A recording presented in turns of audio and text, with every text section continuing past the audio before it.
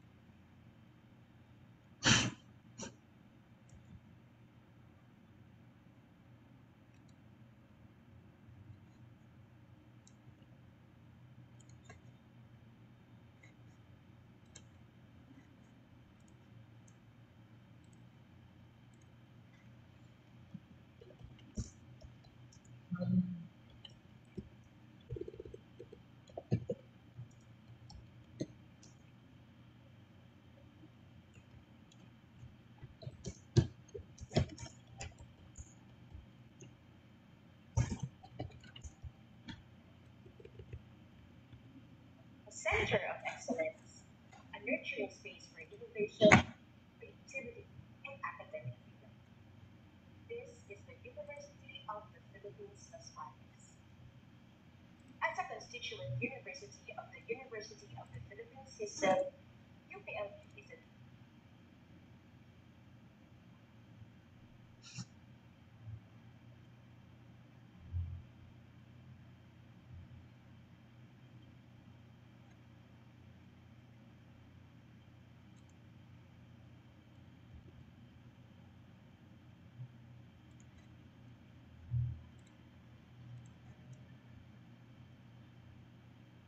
and academic partnerships, UPLB propagates its gains to advance inclusive development in various sectors.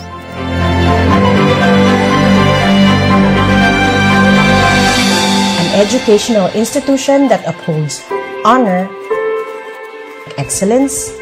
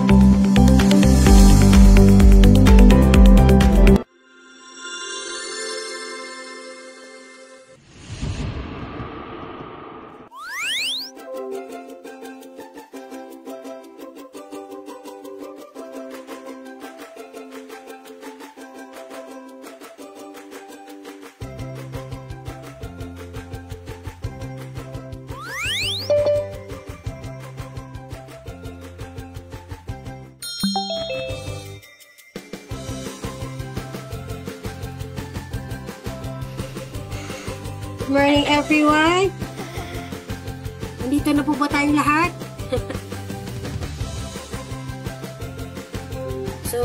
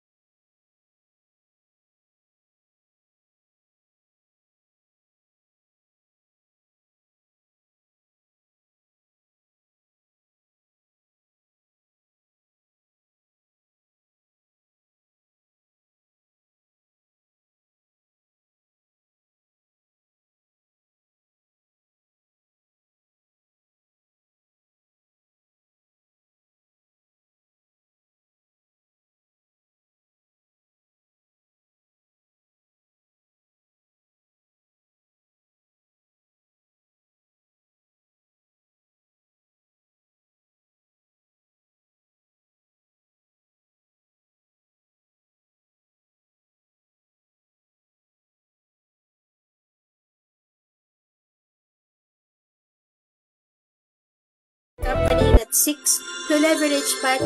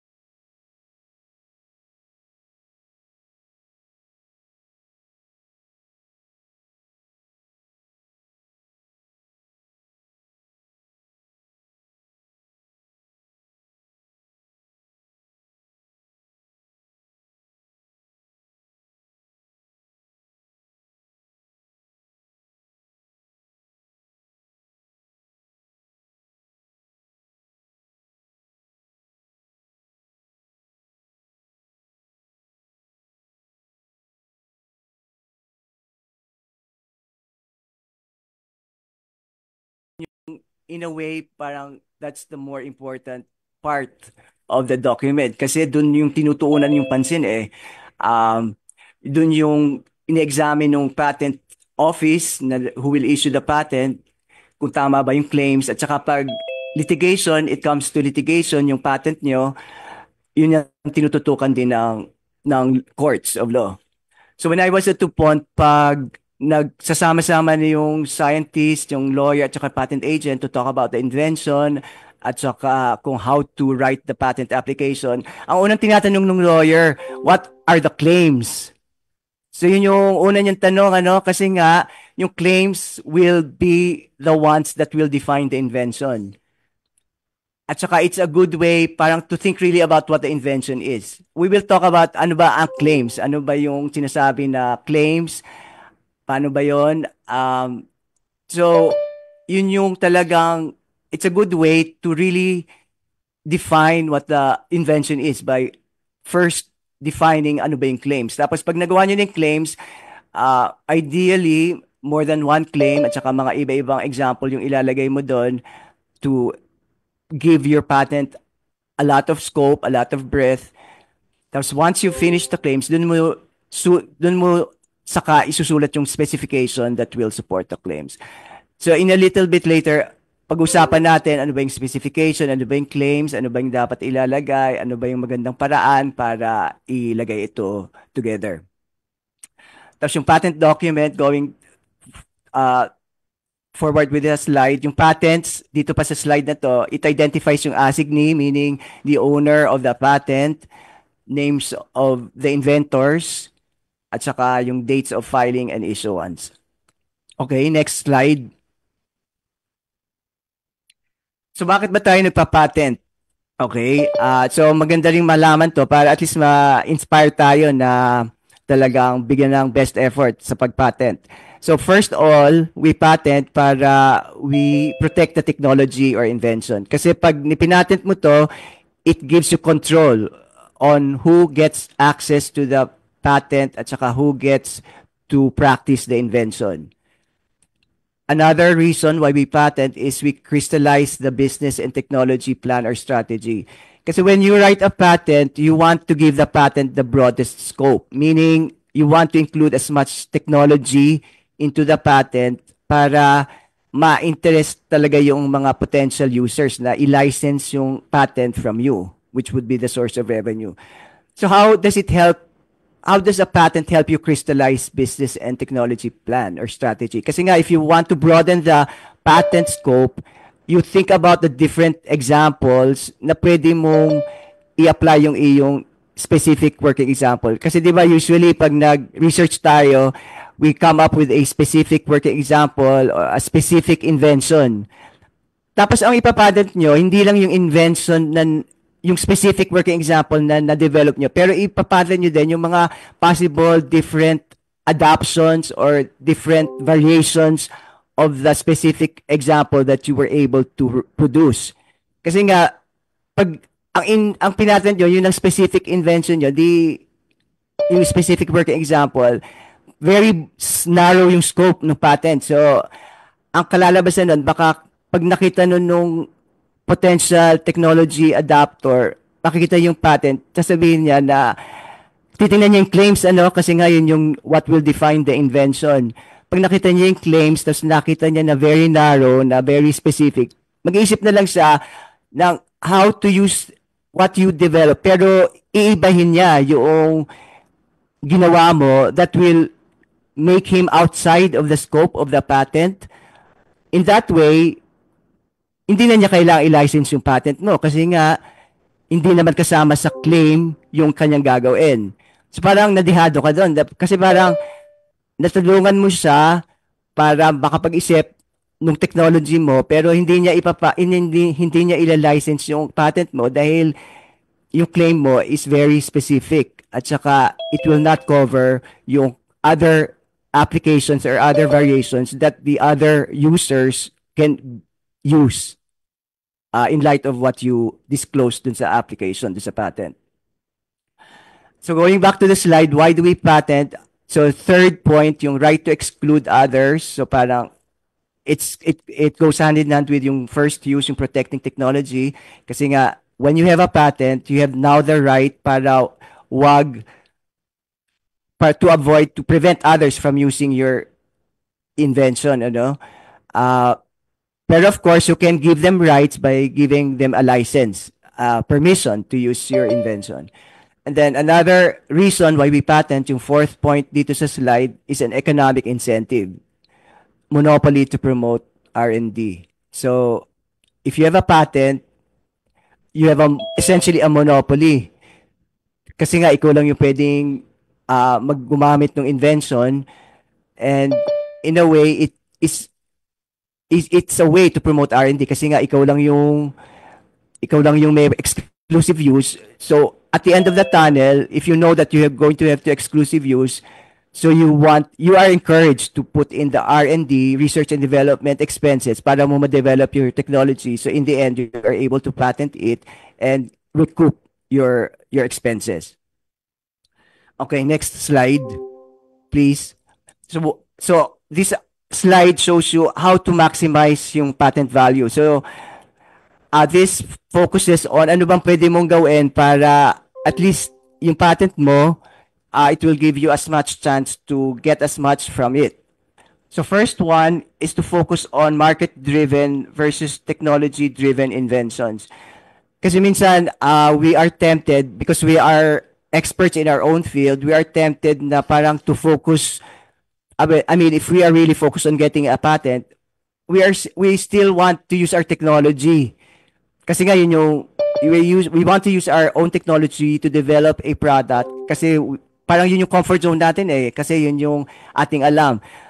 Pero in a way, if we really want to have the patent, the best chance of commercialization, we should focus on what the market needs.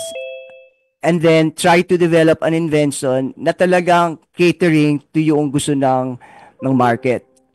Tapos sa tingin natin, nagfo-focus ka sa market, kunyari, naka-develop tayo ng parang how to store papaya in long term, Pero hindi pa rin ginagamit ng mga license, ng mga potential users. So dapat we go back to the drawing board, tapos talingin natin sarili natin, bakit, ano bang problema? Anong dahilan? Bakit alam naman natin na ito kailangan ng farmer o ng user pero hindi pa rin nila license. So we go out, try to determine ano yung dahilan, and then develop something that will respond to that issue that keeps them from licensing your technology. And then second way to maximize patent value is to pursue broad patent scope nga. As I discussed earlier, you want to broaden your patent to cover as much variation and as much possibilities as you can. Kasi nga, if it's not so broad, meaning hindi narrow, yung talagang it covers as much terrain or much application usage as you can envision. So yung sa pretest, di ba, meron itong tanong on broad claims, ano ba yung pinaka-broad? You pick doon kung ano yung claim that will cover as much or as much compared to the rest of the options. And then third way to maximize patent value is to identify and engage potential patent users. Kasi one reason din siguro kung bakit yung ibang patents walang license kasi nga hindi tayo nag-actively market ng ating patent. Hindi natin pinagsisigawan na ito, meron kaming patent that pwede niyong gamitin. O we also investigate yung mga multinational companies o yung other people who we think are using our technology. Tapos we try to see if they are already using our technology that is covered by the patent. Kasi nga minsan, ginagamit na yung ating patent pero hindi nagla-license sa atin dahil hindi sila aware na na-patent yung technology o aware man sila, naisip nila wala namang humahabol sa amin, so bakit kami mag-license nung inyong patent. Okay, next slide. Yung mga following slides, it's more about the patents, patent system, at saka yung how to get, how to prepare a patent application. And I think these are things we also need to know. So we are aware of more about the patent system, and we become more in tune of what the patents are all about. And in a way, I think this will also help us develop and write better applications. So itong slide na to, it says quid pro quo of the patent system. Ano ba yung policy behind the patent system? So sa patent system, you have to fully disclose your invention, and in exchange of that full disclosure, you get a monopoly for 20 years from the date of filing of the technology. So in a way, this is a win-win kasi nga for the researchers, potential researchers who are interested in that space of technology, they get to learn more about your invention, and they are able to practice your invention kasi nga you fully disclose it in your patent. And in exchange for that disclosure, meron namang kapalit, ano? You get a monopoly for 20 years of that technology. Okay, next slide. So this slide tells you na in a way it explains how patents promote R&D. So I explained it na before. Patents promote R&D because it provides full disclosure, which provides information to other researchers. So yung mga researchers, they can build on what you were able to develop and then be able to come up with their own technology. Of course, they can only use your technology na nakapatent if they have license from you to use it. Tapos in exchange for that full disclosure, may market monopoly ka na it provides opportunity to generate revenues. So a specific example of how this works is in drug discovery. Okay, next slide. So sa drug discovery, alam niyo naman ano na mga drugs, yung mga ating gamot, mostly nakapatent yan. At saka yan yung example kung how patents help drug discovery. So sa patent nila, they disclose there yung information on how they were able to develop the product, and this is valuable information for others, so they get more knowledge and they are siguro inspired also to develop their own drugs. And then in exchange for that disclosure, yung R&D companies get significant resources. They have incentive to investigate significant resources to discover and develop medicines. Kasi nga mayroong monopoly na ibibigay sa iyo pag pinatent mo yung drug mo. So in exchange for the full disclosure that is of benefit to other researchers, yung drug company get a monopoly for 20 years for the drug. So kaya medyo mataas yung presyo minsan ng mga branded kasi nga sila lang yung pwedeng gumawa ng drug.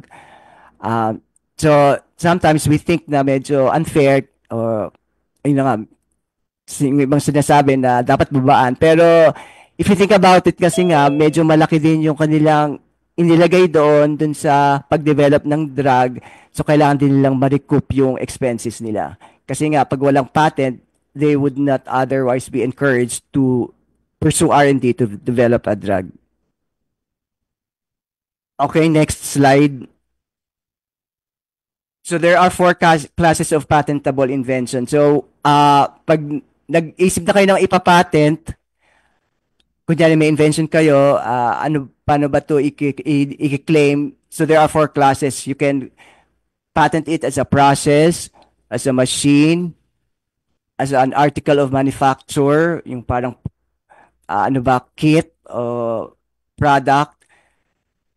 Tapos compositions of matter, meaning yung chemical composition ng inyong product. So i-itemize ninyo. Okay, next slide. So again, why do we patent? We protect technology or invention by regulating access. One of the major arguments kasi nga against patent, yung bang parang pag pinatent mo, parang ikaw lang yung gagamit ng technology. Pero hindi naman totally correct yun. You just get control of the technology, who gets access. So here, you can have a third party use your technology, bigyan mo lang siya ng license. Okay? Tapos sa slide, pag yung third party naman, no permission, niya ginagamit yung invention, so kailangan mong itigil yun, ano? So pwede mo siyang i-litigate, uh, isue sa court para mo matigil siya from using your invention, um, and for him to get your license. Okay, next slide. Okay, we patent also to monetize the invention, to commercialize. Okay, so monopoly. Pero if you think about it, hindi naman may mga statistics ng nasa laba, na public information na it's a very minute fraction of the patents that are actually commercialized. Parang 1% pa yata, no? Pero hindi naman ibig sabihin na parang nagsayang ka lang ng oras pag gumawa ka ng patent, tapos hindi rin na-commercialize. Kasi nga, we saw in the previous slide na it also helps you in other ways. It helps you crystallize your business strategy. Tapos dito rin yata sa UPLB or sa ibang institutions, may parang points din yata to for promotion or for advancement sa career. So hindi lang monopolization or monetization ang use ng ng patent. It also helps you crystallize your business strategy and also for personal reasons. Okay? Okay, next slide. So ano bang patentable? What things can you patent? So ang easy way to remember is if there's human input, pwede rin na siyang patent. So here, there has to be human-mediated transformation. So in the top of the slide, nakikita dito yung mga natural phenomena, kunyari insulin, mouse, or mathematical formula and methods. Itong mga to, hindi siya patentable kasi nga, they are natural phenomena, they exist in nature. Pero if you put in human effort into those things, you can make them patentable. So example, insulin, if you chemically modify it, so come up with chemically modified insulin, yan, pwede siyang i-patent. Tapos yung mouse, if you genetically engineer, pwede rin i-patent. At saka software, pwede i-patent. So rules vary from country to country, pero they are being harmonized via the agreement on TRIPS, trade-related aspects of intellectual property rights. Next slide. Pero even if the patent laws are being harmonized at the moment, may mga iba-iba pa ring differences sa iba-ibang jurisdictions. So one has to be aware of these differences parang you are able to claim appropriately and have claims that will be approved by the patent office, respective patent office. So for example, sa Philippines, hindi patentable mga programs for computer, therapeutic and diagnostic methods on animals, plant varieties, animal breeds, and their production, aesthetic creations. Pero sa US, patentable. Pero meron namang way to get around these things. So maybe the diagnostic method, kunyari, for example, sa Philippines, their therapeutic and diagnostic methods on animals are not patentable. Pero baka naman, in a way, you can think, baka naman yung kit na ginagamit sa method, yun siguro ang ipatent mo. So it's just a way of thinking of how to frame your patents para you are able to come up with claims na patentable. Although sa Philippines there are things that they say are not patentable.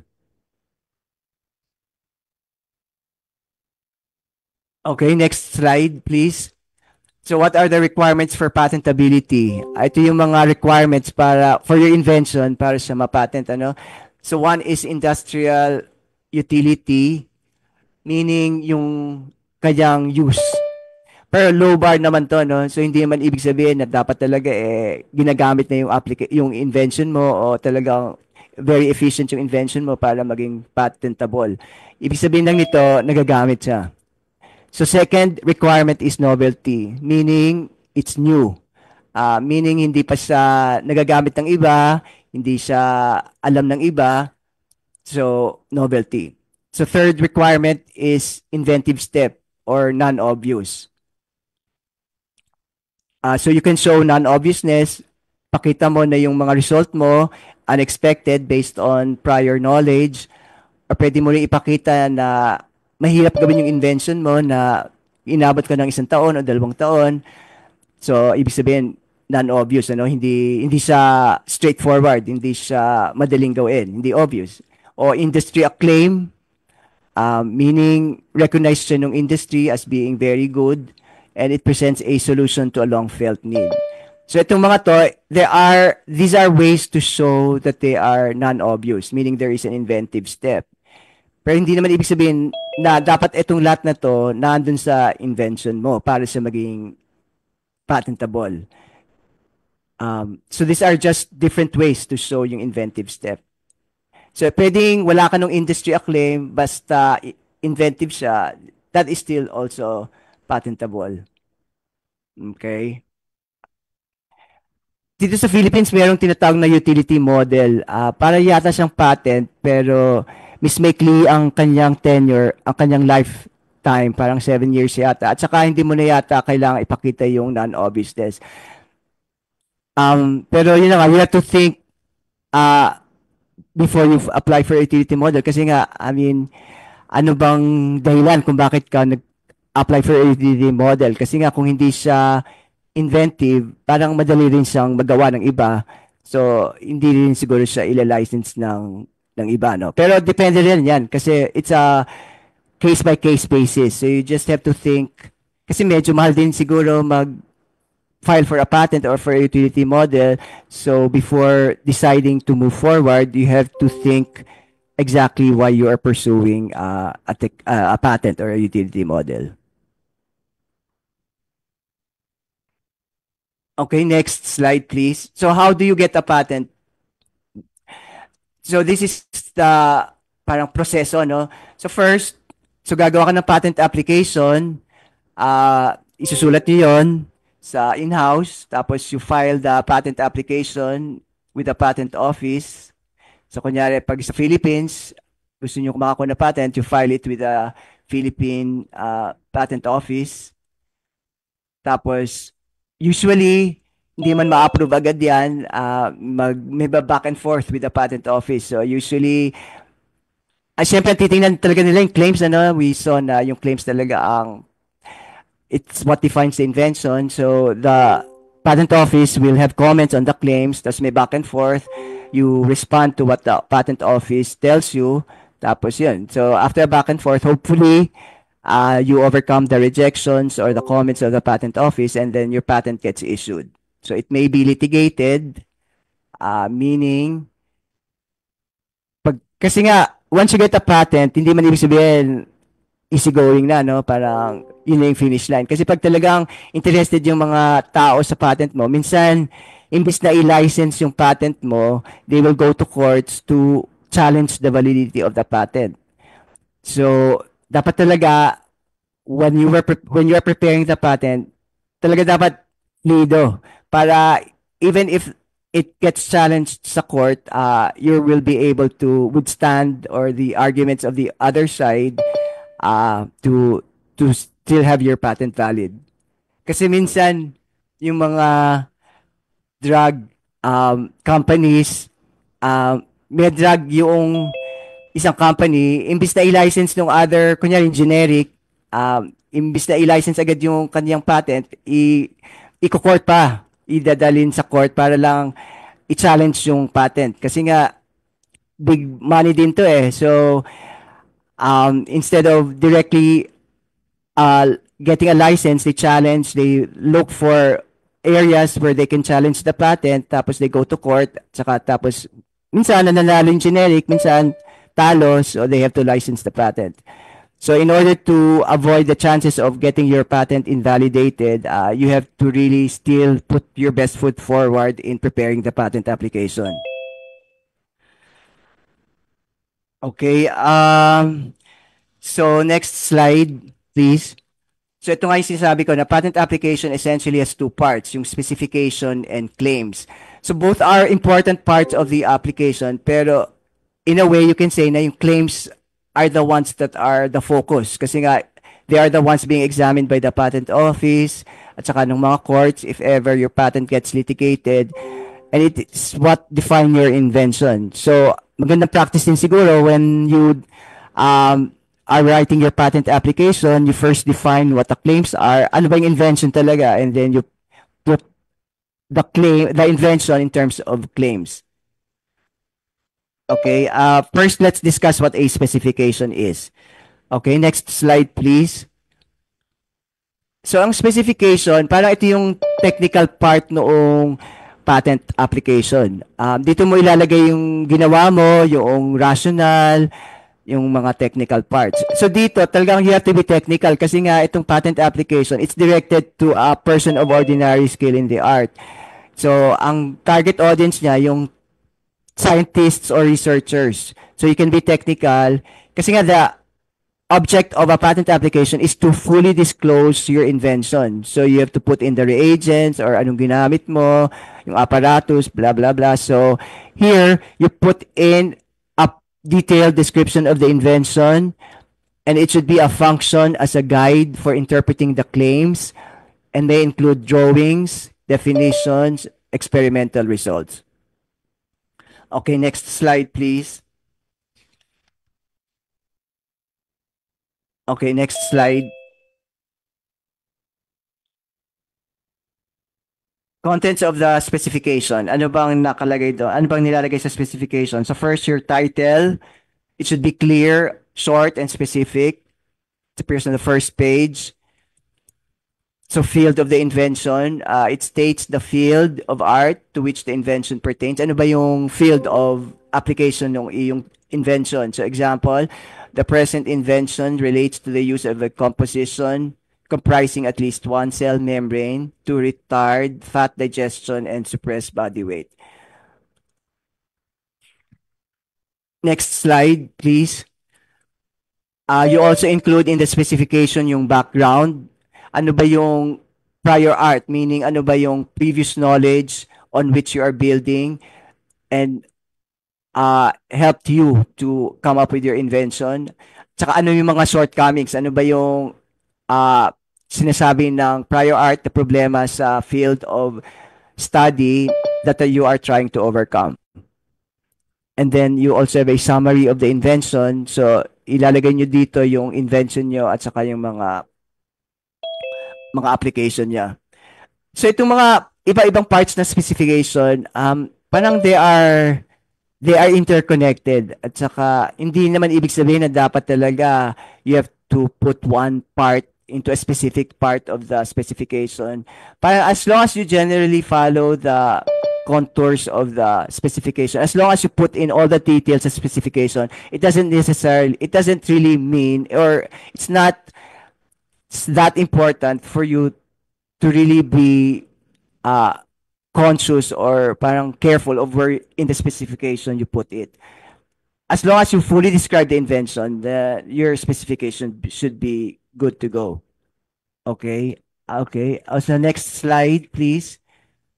So the specification can also include an abstract. So I'm sure you're familiar kayo sa abstracts, you're mga researcher, sa abstract, di ba, meron sa scientific paper of an abstract.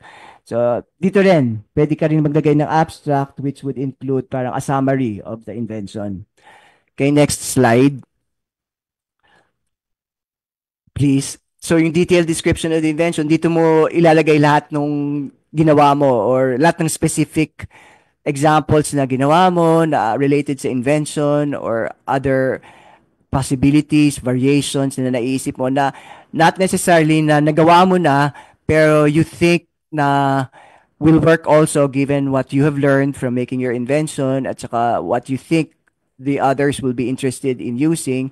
So you include all these in the detailed description to give your patent application a lot of scope, a lot of breadth, a lot of applicability. Okay. Next slide, please. So the specification may also include definition of specific terms.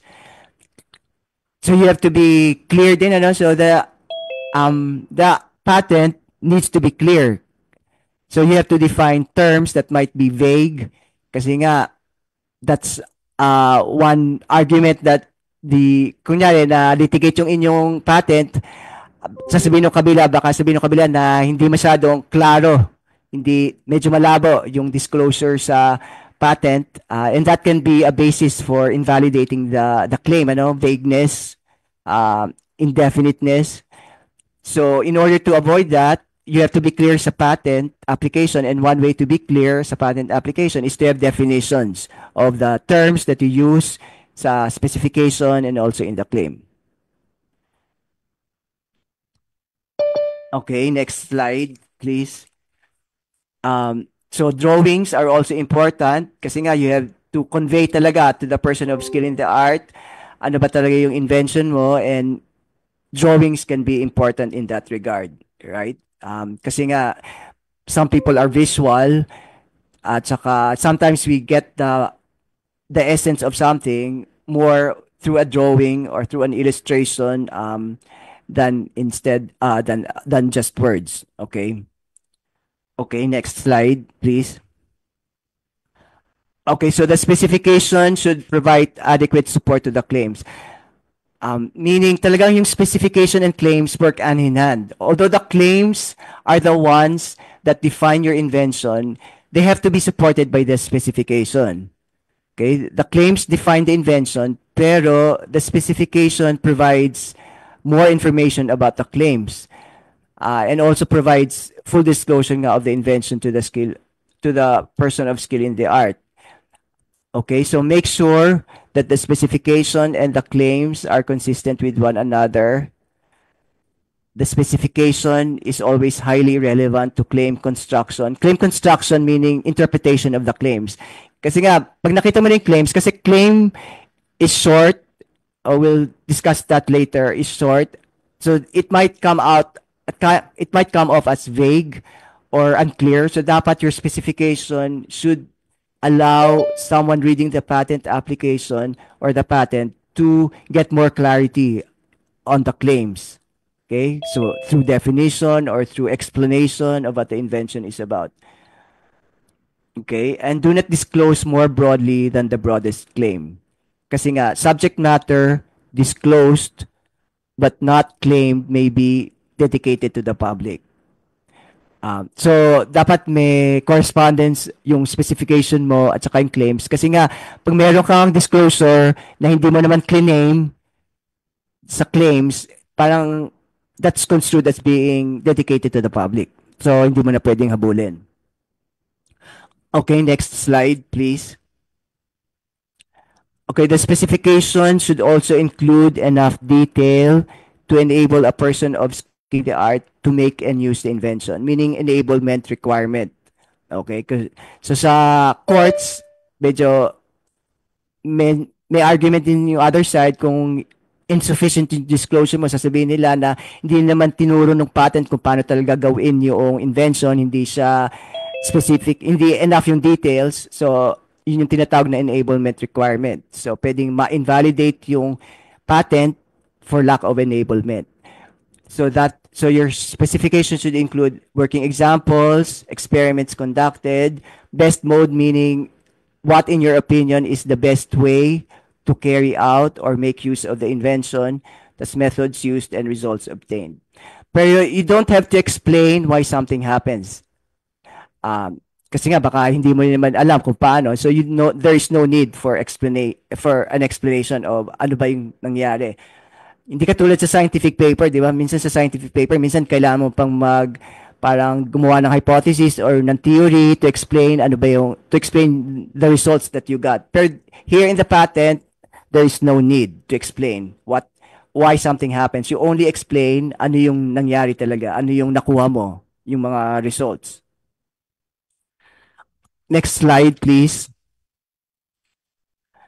Okay, so sa technology spaces na close prior art, meaning madami ng disclosure, madami ng mga nagre-research dun sa technology space, consider points of novelty and non-obviousness and include in specification where possible itong mga to, surprising, unexpected results, technical difficulties.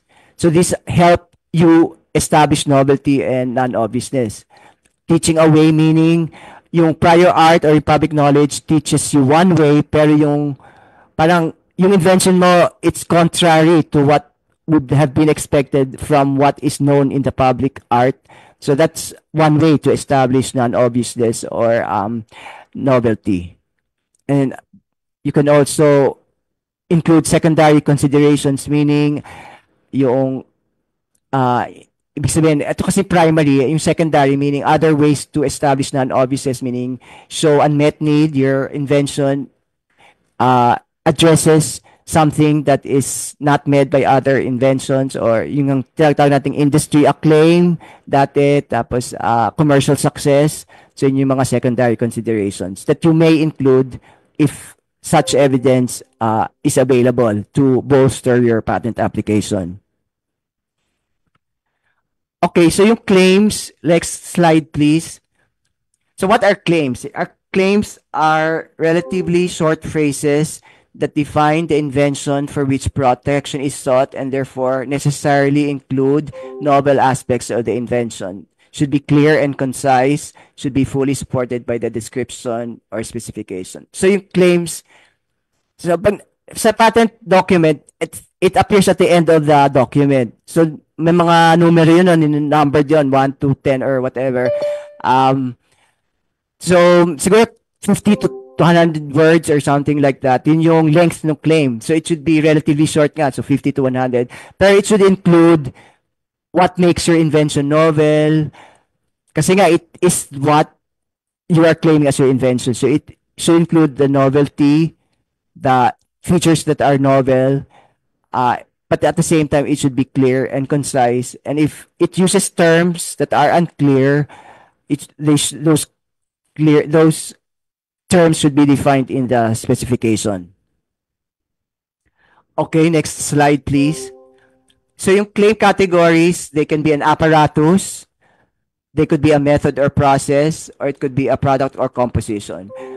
So a claim, so pwedeng a claim, so pwedeng one, an apparatus for producing or for accelerating ripening, which apparatus comprising yung mga elements, ipulot A, B, C, D. Tapos dapat isusulat mo doon kung ano yung what makes your invention novel, ano yung contribution mo that is not in the prior art. Or it could be a method or a process, yung claim, so a method for accelerating the ripening of a fruit, or it could be a product or composition. It could be the fruit na ripen from the accelerated process that you were able to invent or develop. Okay, next slide, please. So strategy and claim drafting. So ito na nga sinabi ko, your goal, you want to go to the broadest claim. Okay, the goal is to obtain allowance from the patent office of the broadest claims that do not encompass prior art. The claim should cover all suggested embodiments and all relevant categories of patentable matter, product, machine, process, composition, etc. related to the invention. And then include a range of claims of varying scope. So meaning yung iba broad, yung iba narrow, so that the patentee has various options in enforcement proceedings against accused infringers and or has leverage during patent licensing negotiations. Okay, next slide. Okay, so applying for IPR. For patents, specifically in our context. So country-specific siya, no? So as I mentioned before, medyo expenses will add up if you think about it. If you want parang broad patent coverage or protection, so gusto mo mag-apply sa iba-iba, sa iba-ibang country, sa US o Japan o kung saan may market yung invention mo. So iba-ibang proseso yun. Iba-ibang patent office, you have to submit a patent application to each respective office. So it's country specific. At saka applying for patents should be consistent with university procedures and policy and mission. Okay, so in summary, uh, so yung patents are a good way of developing your technology, commercializing your technology, because that's the world we live in. May mga regimes, there's worldwide treaty on patents, at saka patents are the universal currency for commercialization now. Pero yun na nga, it's a complicated process at saka time consuming, o effort consuming also at saka medyo magastos din.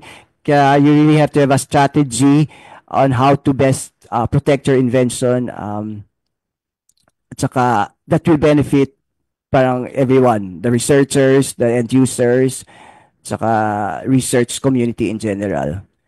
Okay, thank you po. So next slide. Thank you po for this opportunity. And if you have any questions, please let me know. Thank you po. Hey, wow. Thank you, Dr. Ilag, for your valuable presentation and for sharing with us your experience and knowledge in patenting. We will now open the floor for the question and answer session. Actually, meron na tayong isa question, but before that, I'd like to encourage everyone to start asking questions for the Q&A session. Please feel free to type your questions using the Google Form link available and posted in the Zoom chat box and Facebook comments. So for the first question, sir, sabi po patanong po ni Ma'am Josephine Agravante, are there laws or limitations to patenting processes or inventions produced or created when the researcher scientist is employed in a government institution? Again, are there laws or limitations to patenting processes or inventions produced, created when the researcher or scientist is employed in a government institution? Thank you for the question. Um, sa government, I don't know specifically, pero as an employee in general, I think may restriction yata na kasi when you become an employee of a company or of government also, meron kang sinasignan na contract, and usually nakalagay din sa contract na pag meron kang invention na develop in the course of your employment, uh, you automatically assign your rights to the invention dun sa government. Pero, or to your employer, to the university, for example. Pero in exchange for that, I think you get some compensation. Parang you share with the licensee, the license royalty, kung meron man. Pero depende to po sa sinignan niyo pong contract with your employer. Usually, lalo na ngayon, ano, di ba, intellectual property, medyo very hot thing siya ngayon. So, siguro it's going to be helpful to go back to your contract on what your rights are with respect to the invention, to the research that you develop. Yun, thank you po. Nasagot po ba yan ni Sir Dr. Ilag po ang ating question? Nasagot naman po siguro. So, meron pa po ba tayong ibang question po? Meron naman po. Meron po from Dr. Ofelia Bautista. Can you publish a paper and patent at the same time? Pwede rin po. Dito sa Philippines, parang may tinatawag na grace period na you're given 1 year after you publicly disclose the results. You have 1 year since that date of public disclosure to file a patent application. May ganun pong grace period na tinatawag na after your public disclosure, binibigyan kayo ng oras to file a patent application. Pero ideally, mas maganda na bago po kayo mag-publish, na-i-file nyo na yung patent application para lang talagang novelty o wala nang kuskus balungos o wala nang i-raise yung patent office about potential invalidating prior disclosure po.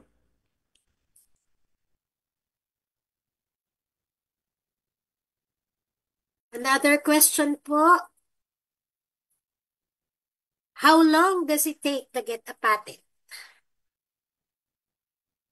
How long does it take to patent? Depende po sa technology na involved at saka kung gaano kadaming prior art na nasa technology space. Pwede pong 1 year, meron na kayong nakuha.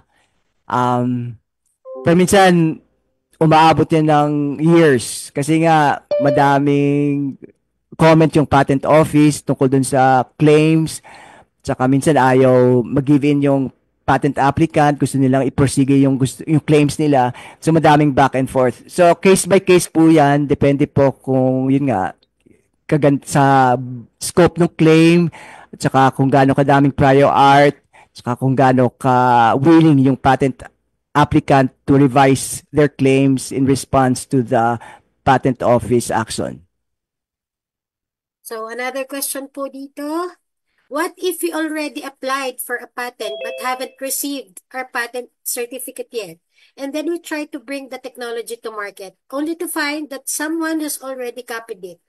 Can we enforce our rights even if we've only filed the patent application and haven't received the certificate yet? Ay, pakiulit po. Okay po. What if we already applied for a patent but haven't received our patent certificate yet? And then we try to bring the technology to market, only to find that someone has already copied it. Can we enforce our rights even if we've already filed the patent application and haven't received the certificate yet? Okay, thank you po. Okay na question yun, ano, parang talagang may hugot at talagang in real life. So sa tingin ko, pwede nyo mabulin yung parang infringer, ang tawag doon, ano, potential infringer, yung gumagamit yung invention nyo without authorization from you. So, nag-file kayo ng patent. So, from the start of your filing, meron na kayong parang tinatawag na patent rights, pero hindi pa fully formed kasi nga wala pa yung certificate, yung issuance. So, hindi nyo pwedeng kasuhan agad, pero pwede nyo na i-approach yung third party, yung use ng inyong patent application. At least makapag-dialogue na kayo, mapag-usapan nyo kung ano ba talaga yung na meron kayong existing patent application. Kasi nga hindi pa na-approve yung patent nyo, so mahirap ding i-enforce kasi nga hindi pa approved. So hindi rin kayo sigurado na ma-approve. So sasabihin nung accused infringer or nung potential licensee na bakit namin yan i-license, wala pa kayong patent. Pero kaya siguro kailangan mag-dialogue para at least maipakita nyo without disclosing too much and confidential information na talagang meron kayong position, malakas yung position nyo na makakuha ng patent, pero nga lang, wala pang patent. So, dapat mag-usap, I think. Pero siguro pag-usapan, case by case pa rin po yan, ano, depende dun sa third party, kung sa tingin nyo, madaling kausapin, kung hindi, bakit nyo pa kakausapin? So dapat pag-aralan, tsaka siguro, i-try to talk with the patent office, tingnan nyo ba, ano ba yung dahilan kung bakit ang tagal pa bago ma-issue yung patent. And, yun na po. Okay po. So, punta po tayo sa last 2 questions po. Ano po? Sabi niyo po, sir, nabanggit niyo po kanina yung patented technology, mamamonopolize niya for 20 years. Ano po? Sir, how if after 20 years, do we need to apply for doon sa patent po again? Kailangan po ba namin uling mag-apply after 20 years? Yes po, Miss Jen. Hindi na po pwedeng mag-apply for a patent for the same technology. Kasi nga, yun na yung 20 years na binigay sa inyo as in exchange for the disclosure of the invention, yun yung 20 years. Pero ang ginagawa nga nung iba po, parang they develop the invention further with the hope na they're able to come up with a version that is patentable, that has a novel feature, non-obvious, tapos yun yung kanilang pinapatent.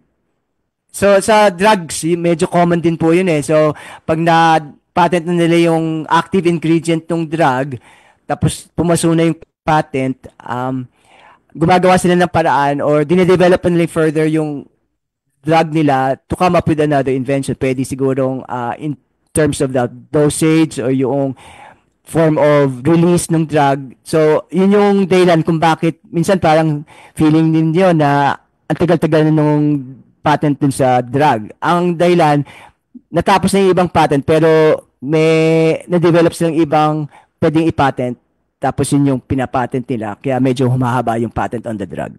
Okay. Yun na po. So, thank you po, sir. Meron pa po tayong question. How much does it cost to get a patent?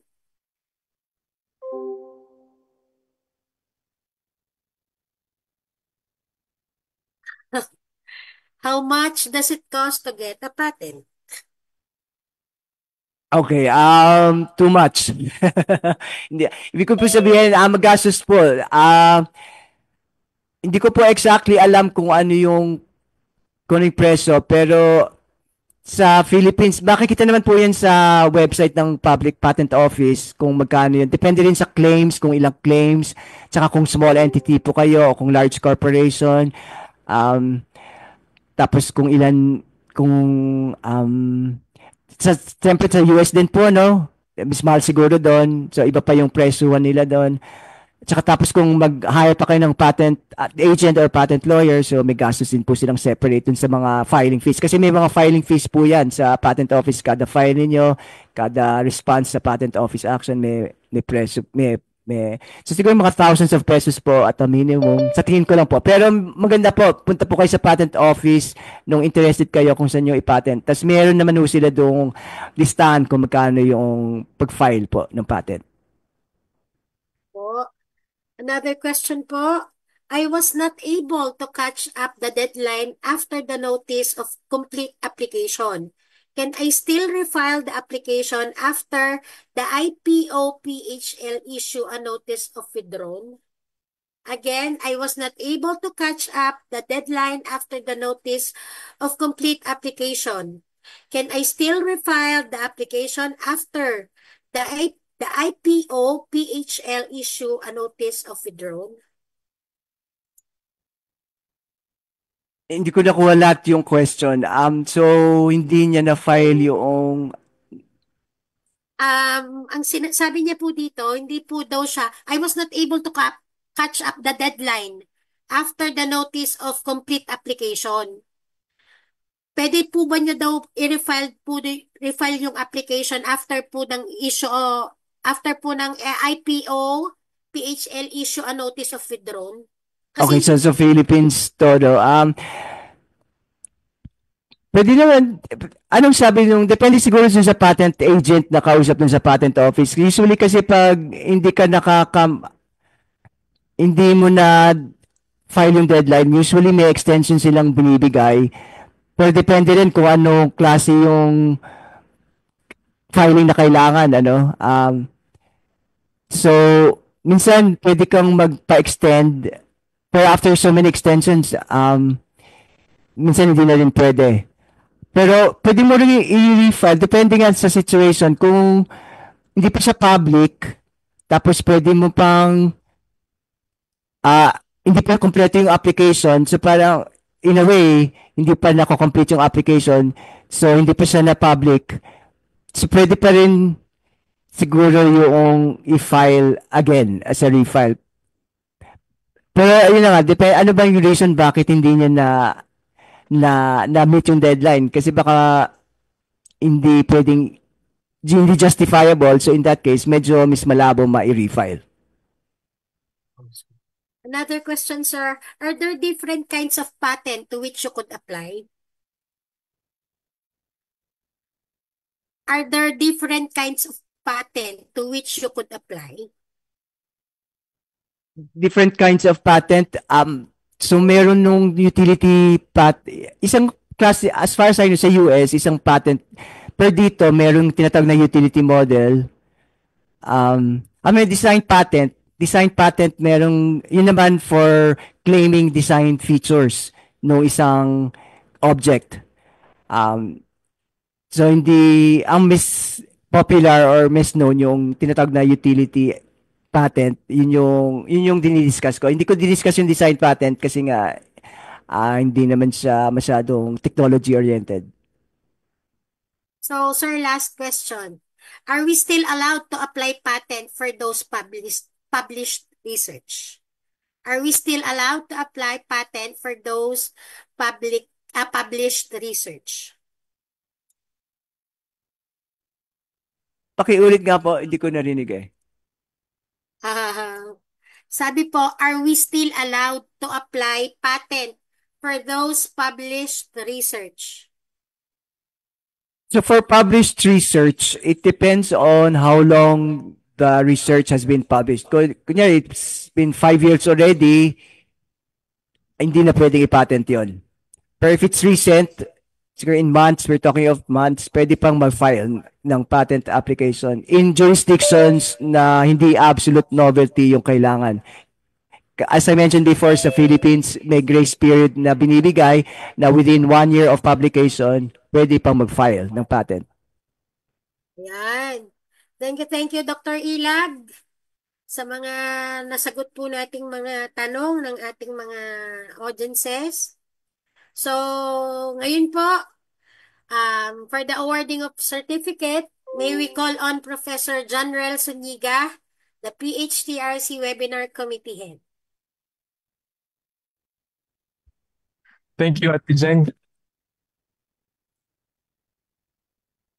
Again, we would like to express our gratitude to our resource person, Dr. Lawrence Ilag. Thank you very much po for accepting our invitation to be the first speaker po of our webinar session this year. And let me read the citation of the certificate. University of the Philippines Los Baños Certificate of Appreciation is awarded to Dr. Lawrence L. Ilag for sharing his knowledge and expertise as a resource speaker during the Fresh Talks PHTRC webinar series episode 14.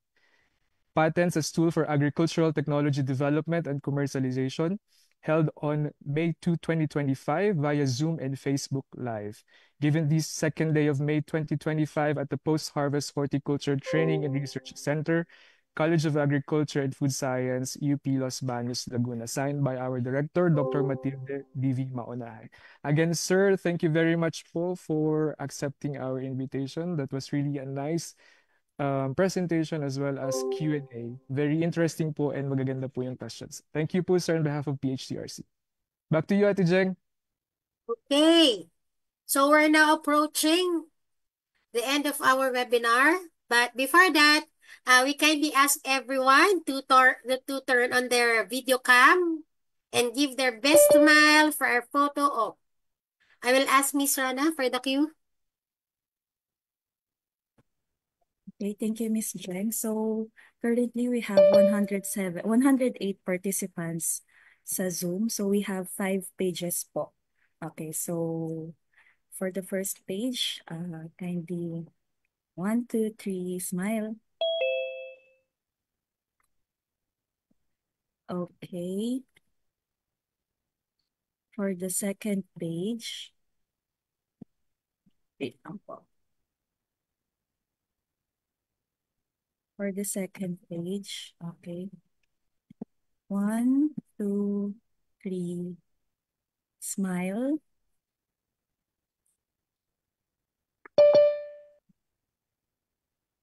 Okay.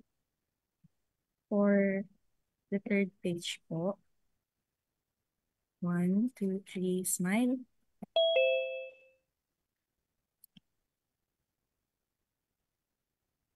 Fourth page. Okay, 1, 2, 3, smile. And for the last page po, okay, 1, 2, 3, smile. Okay. So, thank you po ulit, everyone. Ate Jen, back to you po. Thank you, Miss Rana. It's time to conclude this very informative webinar. May I now call on Dr. Matilde Maunahan, Director of the Post-Harvest Horticulture Training and Research Center, to deliver the closing remarks.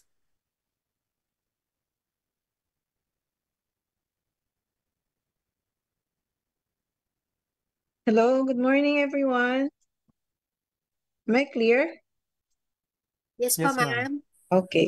So, first of all, we would like to express our deep appreciation to Dr. Lawrence Ila for sharing his precious time to be with us today. Of course, through the kind coordination of one of our mentors and former directors, Dr. Ofelia Bautista. It is indeed a privilege and an honor for the PHTRC to have him as our resource person for our Fresh Talks, the PHTRC webinar series. Patents and intellectual property rights in general are really the way to go nowadays. In terms of making the most out of the results of research and development, transforming this into innovations with real or actual impact.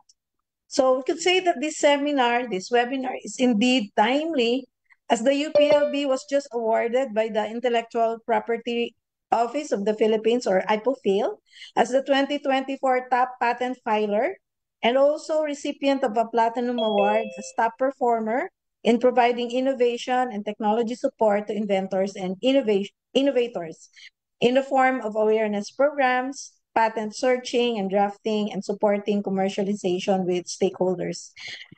In 2024, for the information of everyone, the UPLB Technology Transfer and Business Development Office filed 24 patent applications, the highest number nationwide.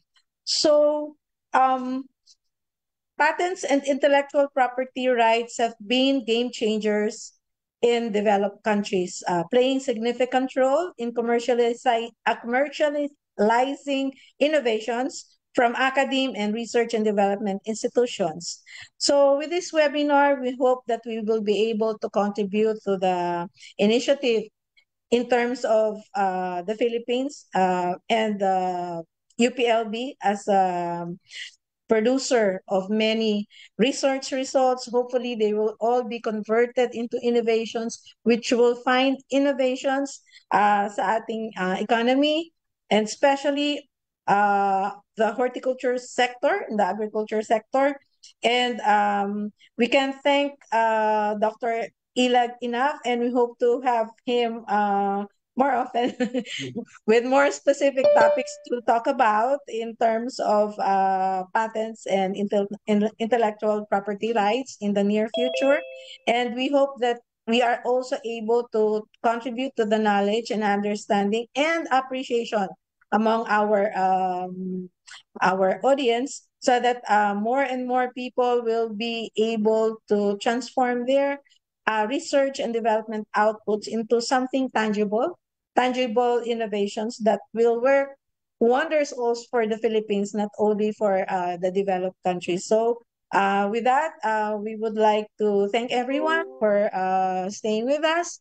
And we hope that you continue to patronize our webinar series. And we can also you can also contact us. Maybe, I think later we will be posting the Facebook and email contacts. So if you have any other further questions, even after this webinar, we can still stalk Dr. Ilag and ask further questions. So uh, keep safe, everyone. And again, thank you for coming and listening, and see you in our next seminars. Thank you po, Ma'am Deng. So, bago po tayo mag-leave lahat, we kindly ask everyone to fill out the evaluation form po via the link po na nandun po sa screen for you to receive the e-certificate.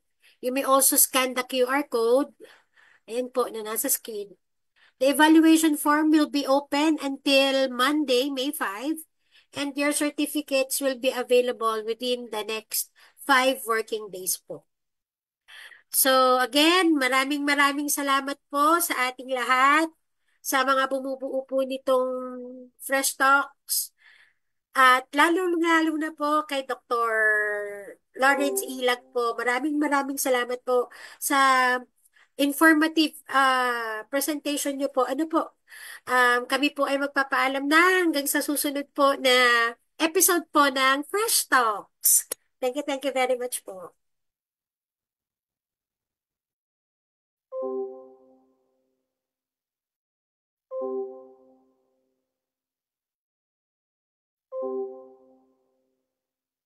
Makikita niyo po sa ating screen yung pong mga contacts po namin for future announcements. Please like and follow the official Facebook page of PHTRC. You may also visit PHTRC's other platforms, and you may contact us through the email and phone shown on the screen. Thank you po. Thank you to all the participants for joining us today. We hope you gained valuable insights. Your engagement is what makes the event truly successful. Have a great weekend and see you in the next episode of Fresh Talks.